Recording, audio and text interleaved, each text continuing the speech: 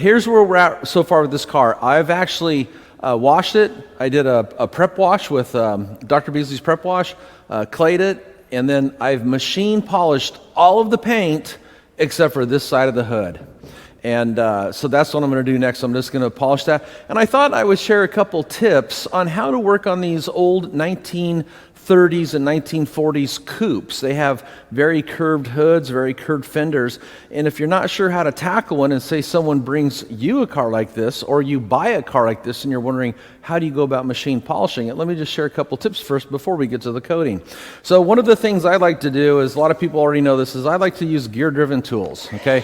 This is an 8mm gear-driven tool, and the reason why is because with all these curves, if you're using any kind of free spinning tool, so a Porter cable or a 15mm, 25mm, 25mm, 12mm, but 500mm. But it's a free spinning tool. I don't got one next to me. So when you take and you spin the pad, it just spins freely. It's going to stall out all over the place. It's going to take a long time. So, you know, that's why I like the gear driven. This is actually called the Super Beast. And what I've done to get into these curved panels is I showed this trick last 2 weeks ago. It was when we did the video on buffing out intricate areas. Remember that? And I showed how to take a piece of coarse sandpaper and trim down and shape your own foam pads. So I've already done that. I've taken and trimmed this Dr. Beasley 6.5-inch foam polishing pad down. And the reason I'm doing that is because I'm going to be pushing this into some curves, and I want to get some of the backing of the foam pad away, so I have just nothing but pure soft foam spinning against the paint. Okay, so the first thing I would do is and Yancy, to your point earlier about they don't make cars like this, check this out. Here's the beautiful front grille. Here's how you open the hood. It's just right there. It's part of to trim itself, and then this just pops up like that. And then what I do is I always take the Ego nozzle, the nozzle off my Ego leaf blower, and just find a safe place to set this to stabilize it. Okay, like that. That way it doesn't eat you? Well, that way I can push down on the hood and it won't slam on me. And so then the area that I want to show is this area right here, which is complicated to get to if you don't open the hood because you've got this curved fender here, but also to get in here and get this fender close to where the engine compartment is.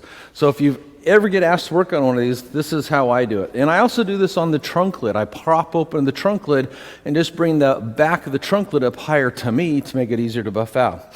Now, I did a test spot on this, and for the water spot etchings, I had to use the NSP 95 to actually remove those, eliminate those. But after that, the rest of the car I was able to polish out with the NSP 45, which is a fine cut polish, foam polishing pad, and of course I'm using the Super Beast. Okay, so I'm just gonna go ahead and dab this down here, here, here, grab some of that, dab it down here, and I'm actually gonna grab this edge and stick that right in here. And this is what I'm talking about. This area right here with the free spinning tool would be very hard. So let me go ahead and show you how I buff this out.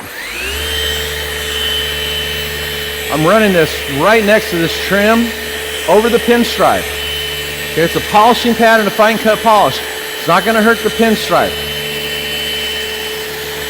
What it is going to do is going to remove all those water spots that is in the paint next to the pinstripe. So then after I buff out this section, and I do the top of the hood after I reclose the hood, now I'm going to come and get this area.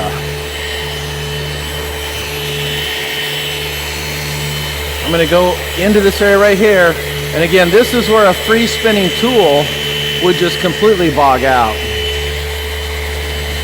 Even if you use a smaller pad on a free spinning tool, you'd really be hard pressed to maintain pad rotation and pad oscillation.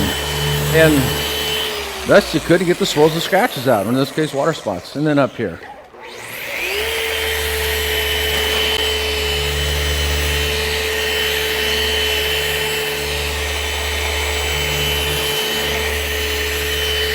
Then I run it over the trim, because that'll brighten this up too.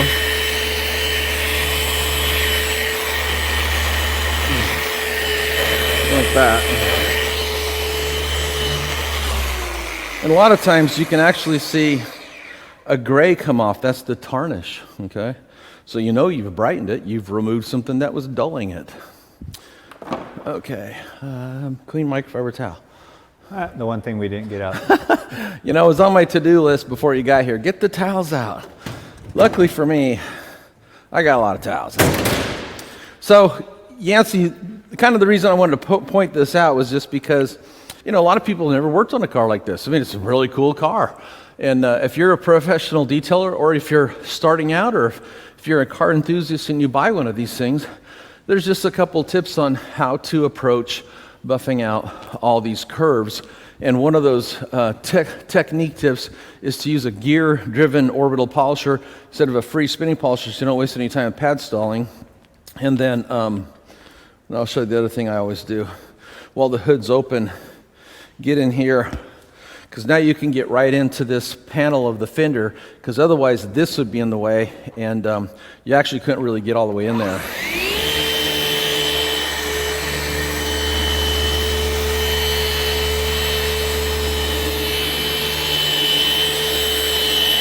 So kind of like that. Then once you get that section done, you could of course either continue buffing out the fender or close the hood and finish out the fender. And same thing, get all the way down here.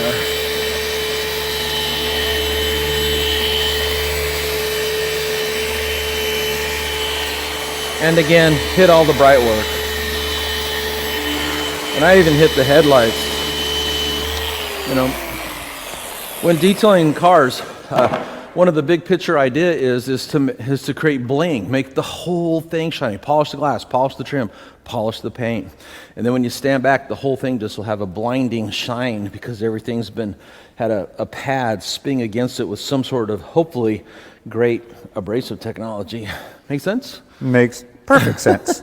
So anyway, that's how I tackled this car. Same kind of thing in the back. I opened up the hood, or opened up the trunk lid, propped it up, and that just allowed me to work easier, but also get around the curves of the fenders. So these cars are very curvy. There's a couple techniques that will help you open everything up and then use a gear-driven tool. Okay, so now I've shared a couple tips and techniques on how to approach these curvy coupes like this. I still need to polish out this half of the hood before I put the coating on.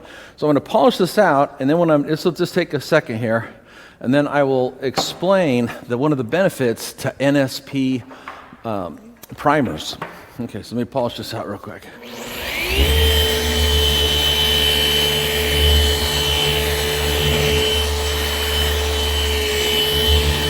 Okay, so I'm doing this whole hood here, and those 3 pea-sized drops have completely given me a complete film of abrasive technology. So I got lubrications, and I got the microspheres, and the foam pad oscillating. Everything's working for me to remove the water spots.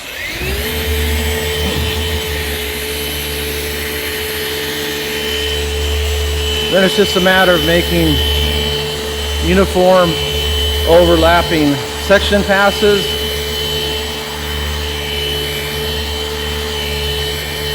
I'm probably applying about 10 pounds of pressure here initially, because what I want to do is I want to cut the paint. I want to abrade it, so I want to cut it, and that levels it, and what it does is visually removes the water spots.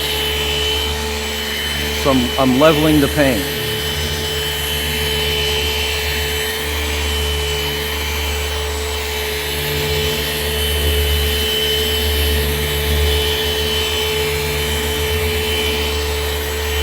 Okay, so I've made 2 solid passes there, pushing fairly hard. Now I'm going to come back and I'm going to use that term I like called shmoo. Shmoo. Because I did that kind of in this section, and that section. Now I'm going to shmoo the whole thing over with 2 or 3 just nice, softer passes.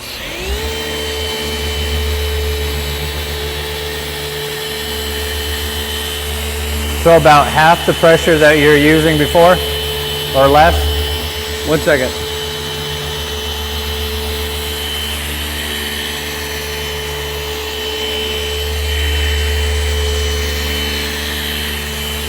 That was 1.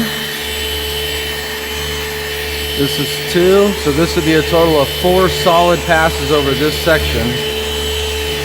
I'll do 1 more.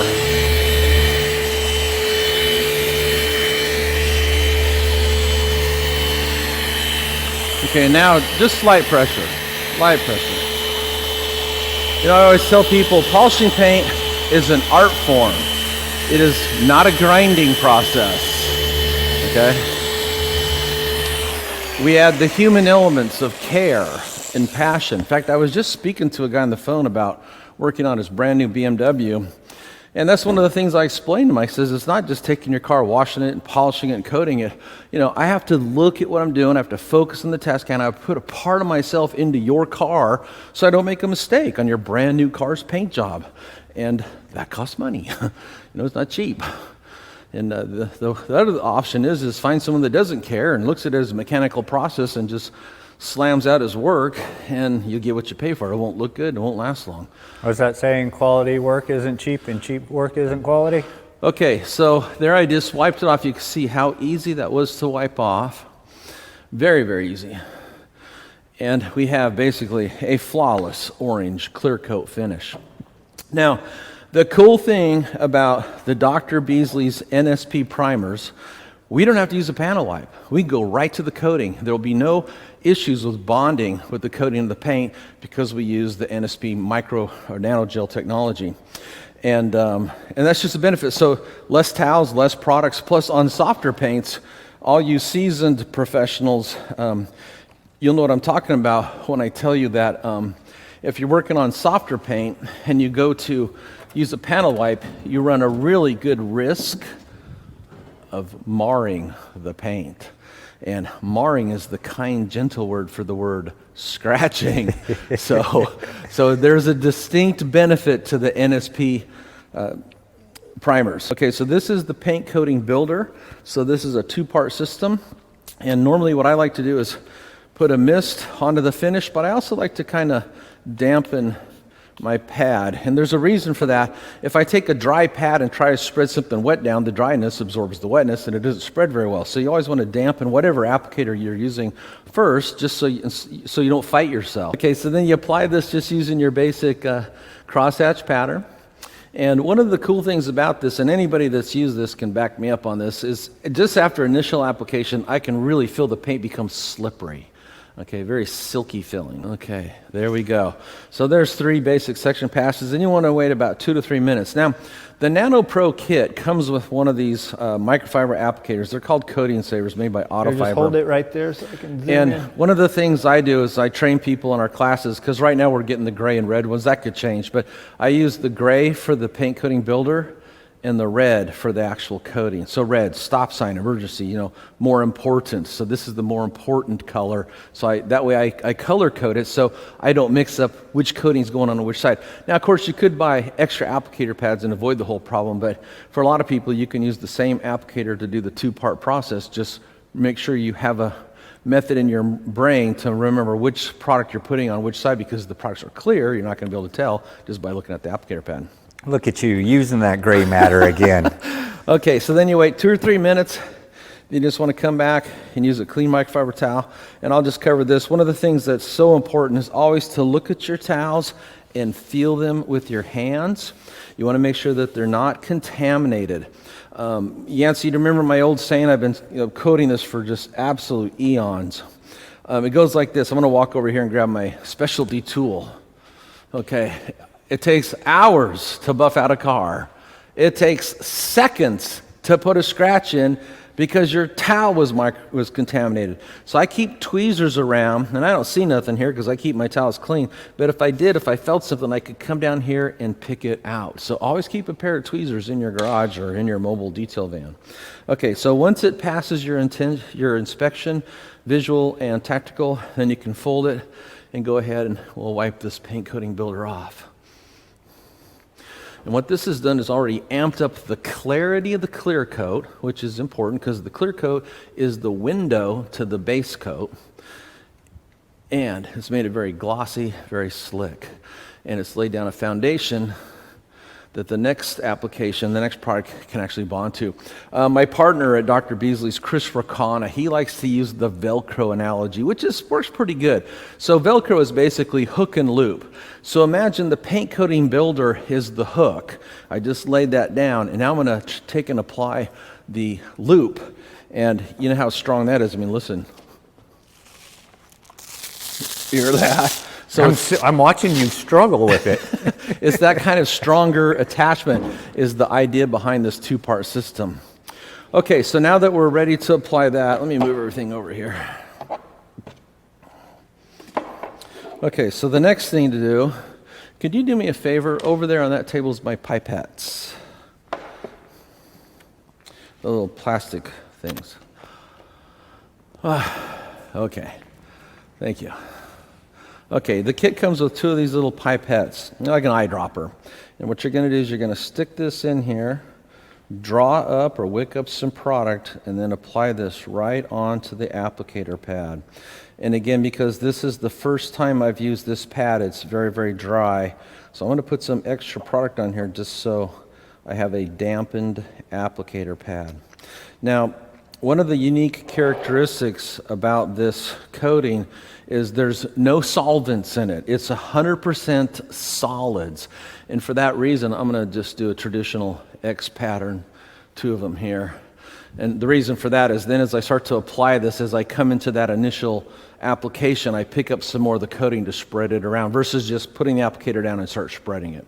But because it's high solids, no solvents, it's a very thick resinous product.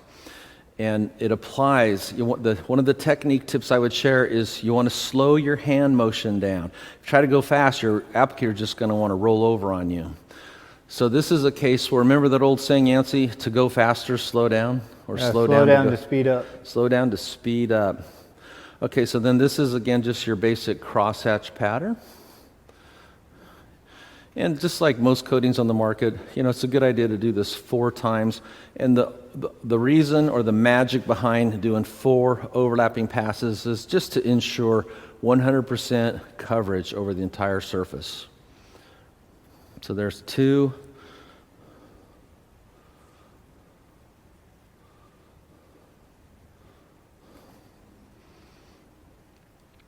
And then for this coating, the flash time is about 30 seconds to a minute. There's 3.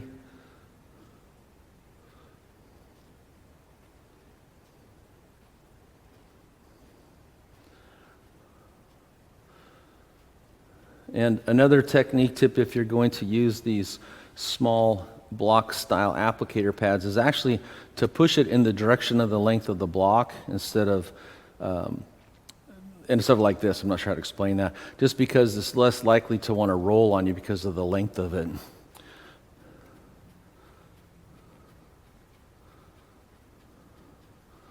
Okay, so there's 4 uniform applications.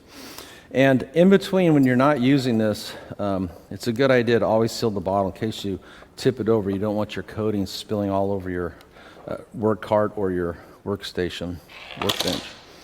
Okay, then after about 30 seconds to a minute, it's time to wipe off. Now, this is a sticky coating, so technique is everything. First of all, you want to use clean, uncontaminated, short pile microfiber towels.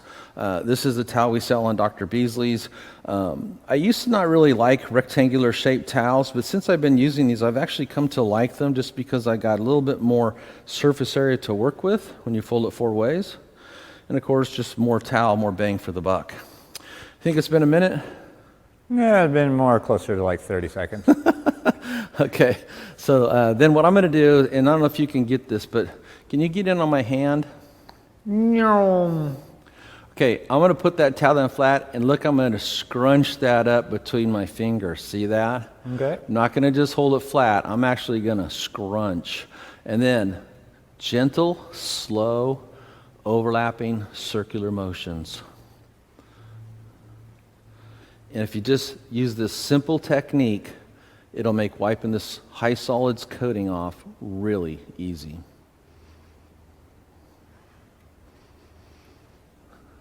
Okay, that's 1 time, and just to visually look at this, I've got 95% of the coating off. Flip to the other side, scrunch it up,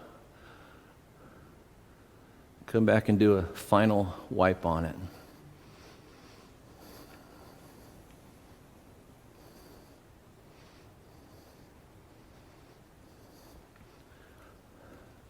And this is one of those coatings where it is vital that you do not leave any high spots.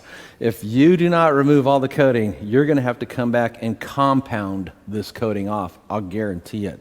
So, if you're going to install coatings, you need to have a great handheld swirl finder light. This is the one from Lake Country Power Tools.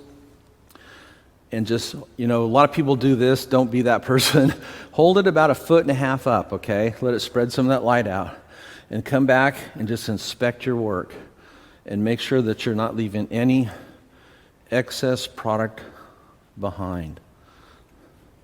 And if you find anything, any residue, any smears, any high spots, like there was one just right up here by the trim I didn't wipe enough, then come back and also make sure you get all your edges. You can oftentimes have coating kind of piled up in the edges, the body seams of a car between panels.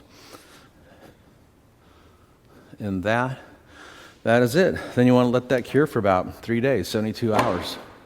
And that's how you use the Dr. Beasley's Nano-Resin Pro ceramic coating. And a couple of features about this, in case you want to know, is this is a self-healing coating.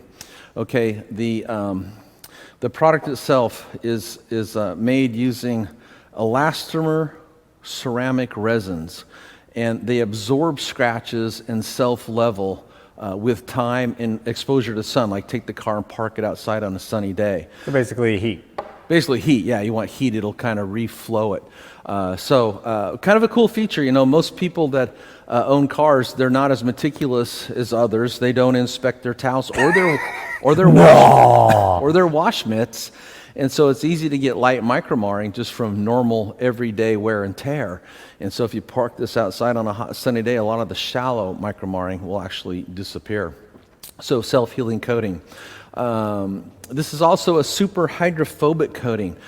This is designed to have a low angle contact, which means even at a low angle, water's just going to want to run off and take the dirt with it, and also reduce any water spot problems. So there's some really cool features about this coating, and then it's stated to last up to 25 years with proper care. So, proper care means gentle washing. Yancey, you and me together, I've probably shared more articles and videos on how to carefully wash a ceramic coated car. And in my opinion, that starts out with instead of using a wash mitt, I show people to dunk about 12 clean inspected towels into your wash bucket, use one on the roof, have a clean bucket for that to go into, because you're done. You're washing one panel with one towel. One for the hood, towel goes in the bucket. One for the fender, towel goes in the bucket. But by always switching to a clean, dry towel, you reduce the potential to mar the paint with dirt removed from one panel onto your wash mitt, then rubbed over another panel.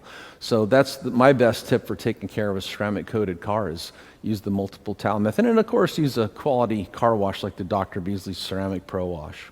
I agree with that. Ceramic body wash. Yeah. Agree with that. And that's it. What I have that over there for is just to kind of show everything I use to take this car from 0 to 0. Work your way over there. Sure. And it's kind of like I mentioned before, a lot of people, they know in order to coat a car, they got to buy a coating, but it doesn't start there. So in this case, I did a waterless wash, and for this I used the Dr. Beasley's Prep Wash. A little bit about Dr. Beasley's Prep Wash. Jim Lefebvre, the head chemist, owner, founder of Dr. Beasley's, he actually created this product after attending one of my 3-day classes and watching me use a glass cleaner to wash a car. And what I did is I poured the glass cleaner into about 3 gallons of water and used that to do a waterless wash. And you're thinking, well, why would you do that, Mike? Well, because when I'm doing a waterless prep wash, like I did on this, the whole goal is to get the car clean. And so the problem I have with all these waterless washes on the market is, in most cases, they contain other ingredients to make it glossy, make it shiny, add ceramic, add wax. I want to do that. I just want to get it clean. So I couldn't find a waterless wash that just offered pure cleaning, so I just used glass cleaner. I figure if a glass cleaner will pull smoker's film off glass, vinyl fog off glass, normal road dirt, road grime off glass, then it'll clean the body. And since I'm going to buff it out, I wasn't too too worried about being careful. What I'm worried about is getting it really clean before I start the claying process. So Jim watched in horror as I did that, and he went back and formulated this. So he took all the ideas I had into making something do nothing but clean paint, leave nothing behind, just get it clean and do it safely. So that's how I started this process. You just held up Bead Hero. What's that now? You were talking about Bead Hero or the prep wash? Yeah, you held up Bead Hero. I got the wrong product over here. Sorry about that. This comes in a 12-ounce bottle like this, but also comes in gallons. And at Dr. Beasley's, they provide pour-off spray bottles that you can mark and actually have hazard identification sections on the back to keep you OSHA compliant. So then after that, by the way, I also use this on the wheels and tires. Look how nice those wheels and tires look. No, they're nice. So I hand clean those with the prep wash. And then in the NSP primer line, we got the 150, the 95, and the 45. These also come in 32-ounce bags, and we offer pour-off bottles for those. But I did my test spot on the trunk lid, and again, you can watch that video on the Dr. Beasley's Instagram page, and you can see the water spots that I took out. This was after washing the car. Those spots were in the coating, in the paint. But I didn't want to do anything aggressive, so I just did a test spot with the NSP 95 and a foam, light foam cutting pad. It's the blue one we sell on the Dr. Beasley website on a Beast. And it completely obliterated them. So for all the areas with the water spots, I hit it with the 95, then I come back and repolish the entire car with the 45 and a foam polishing pad like you saw me using up on the hood. And that got the car to where it was perfect and ready to coat. And then the next step was actually the paint coating builder. And then the next step after that is the Nano Pro resin.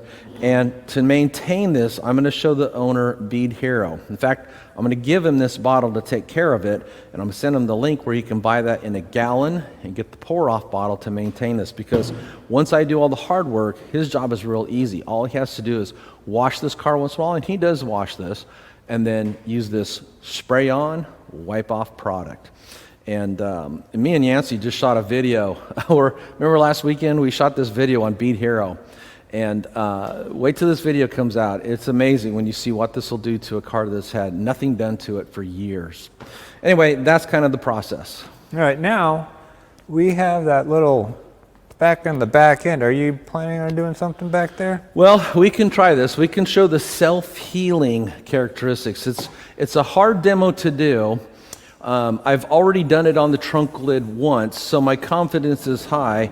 The thing about it is look, I have confidence that it works and I can show it, but it is a hard demo to do. And the hardest part is actually there's just so many trolls out there that if you don't get 100% perfect, then they try to shoot you down. And but let's go ahead and let's try. Let me get the heat gun out. I think it's in the trunk here. Where are you going to do it at? I'm going to be right here.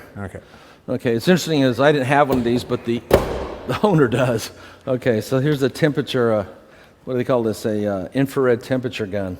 So the temperature right now is 74 degrees, which kind of mimics the temperature in here.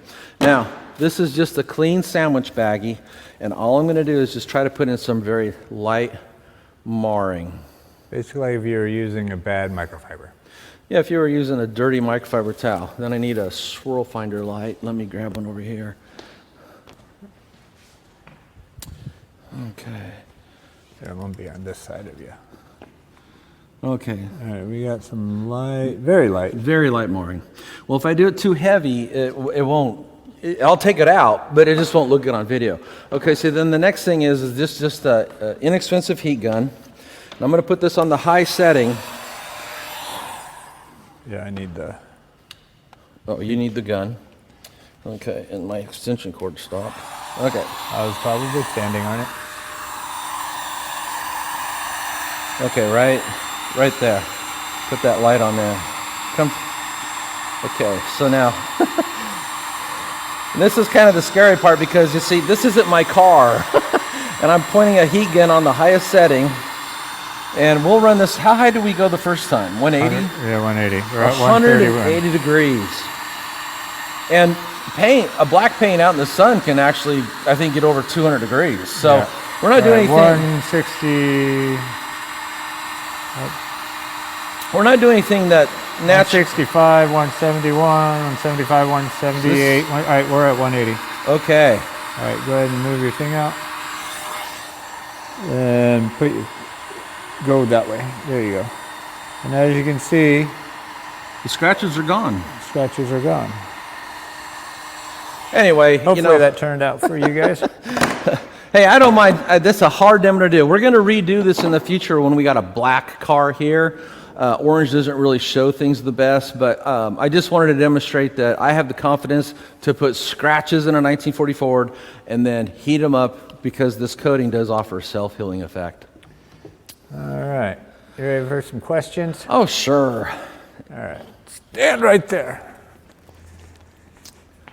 Okay. Of course, after you leave here, I got to finish coating the rest of the car. The only thing I've done so far is polishing, and of course the trunk lid and that side of the hood. So the rest is, but I love working on classics like this. It's actually a street rod. I wouldn't call it a classic. It's a street rod.